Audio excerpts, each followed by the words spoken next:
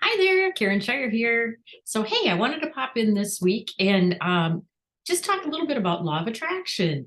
I was excited to be invited back to a local library to lead a workshop on law of attraction a couple weeks ago. And it was a fun group. I was so excited to be leading this workshop. And we had 6 women that showed up. My daughter helped. It was really a lot of fun. So, law of attraction, what we talked about is we kind of talked about what it is, why it is you do need to know about this. And also we talked about 3 steps to consciously attract and create what you want into your life. And it's one of those things, it's something that you really need to know about so that you can attract and consciously create the life that you wish to live. The best way to describe, I think, law of attraction is to just give you some quotes because it makes it real easy to understand. And this first one is a quote from Michael Lozier, and I think that's how you pronounce his last name, but he wrote this book called Law of Attraction, and I really like it. So I encourage you to go get that if you want to learn more. But what he says is, I attract to my life whatever I give my attention, energy, and focus to, whether positive or negative. And then there's another quote I like, and it's by Brian Tracy. Brian Tracy has written and published lots of books, and he's pretty famous in the business world. So maybe you've heard of him too. But his quote is, "You're living a you are a living magnet. You attract into your life people, situations, circumstances that are in harmony with your dominant thoughts. And whatever you dwell on in your conscious grows in your experience." So I like those 2 quotes because it kind of makes law of attraction relatable. And what I like to say about law of attraction is it is not a fancy term. It's not new age woo magic. It's been around since the beginning of time. The law of attraction is a law of nature, and that every atom of your being is in constant response to the world around you, whether you know it or not. So law of attraction, it's backed up by science, it's backed up by quantum physics. We all had physics in high school and probably some of us in college, and it's simply a law of nature. There's a lot of universal laws. It's simply a law of nature, and it's much like gravity. We can't see gravity. We may not know about gravity, but we certainly know it exists when let me date myself, when we're roller skating and we fall on our bum. And all of a sudden we realize how much gravity hurts when you're sitting on the floor, and your roller skates are spinning.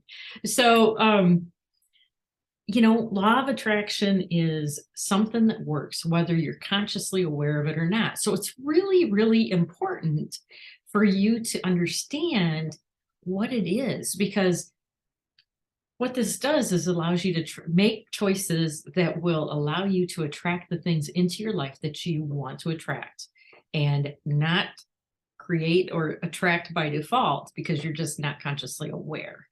So what I'd like to do is kind of give you an example quick.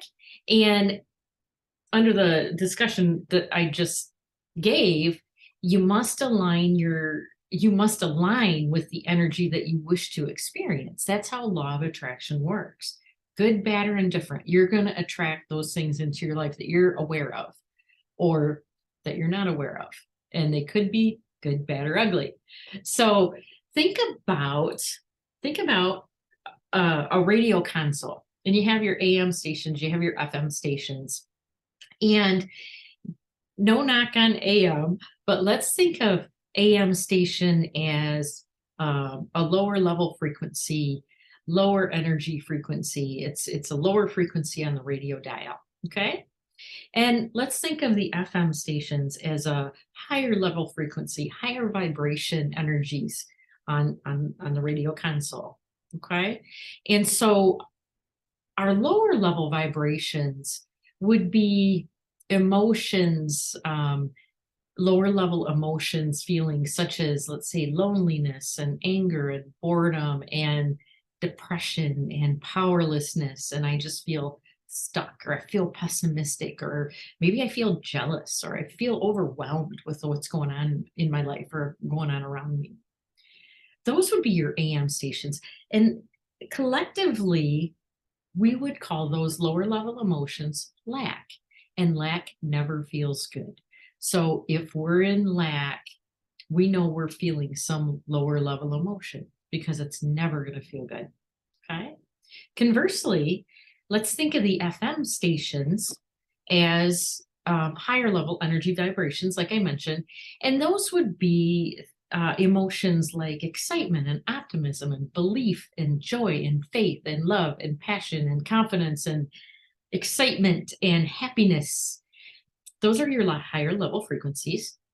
And emotionally, what they do is they vibrate at a higher level, high in a faster frequency.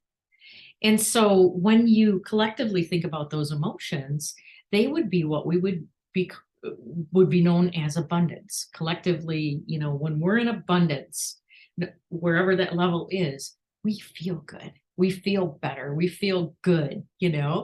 And hopefully, as a human, that's where we all aspire to be, is to be in abundance. And we want to move from lack to abundance. So if you go back to the radio station analogy, let's say we're sitting on AM 54 and it's talk radio in the morning, but we've been going every day and we're listening to talk radio. But darn it, I really wish I could listen to some classic rock. Well, there's no amount of wishing we can do. If we're tuned into radio AM 54, all we're going to get is talk radio, right? So what can we do? Well, we turn the dial. We turn the dial on our emotions. We turn the dial on that frequency, and we turn it up to FM 106. When we turn to FM 106, we're going to get classic rock. And that's where we're going to vibrate. We're going to vibrate at an emotional level that's higher on that higher level frequency. And it takes practice, but it truly is as simple as that. When we notice that we are in a state of lack or in a lower level frequency, there's processes, there's energy work, there's things that we can do to turn up our emotional dial. There's things that we can do about how we react to situations that we constantly choose, or consciously choose. And one thing that's really important to know is that life doesn't happen to you. What happens is life is created around you based on how you react to situations and how you consciously choose to focus where your energetic level is. So I guess the other part with that too is I want to point out that how we feel is not wrong. Society and growing up, we've always heard, little girls shouldn't cry and little boys shouldn't show emotion and it's wrong to be angry. And what I want to say is that no matter what the emotion is, it's not bad. It's not wrong. It's good if you're in abundance, but I'd like to move you away from feeling bad or guilty or wrong about emotions. Emotions, no matter where you're at, they're just information. Just think of emotions and feelings as information for you.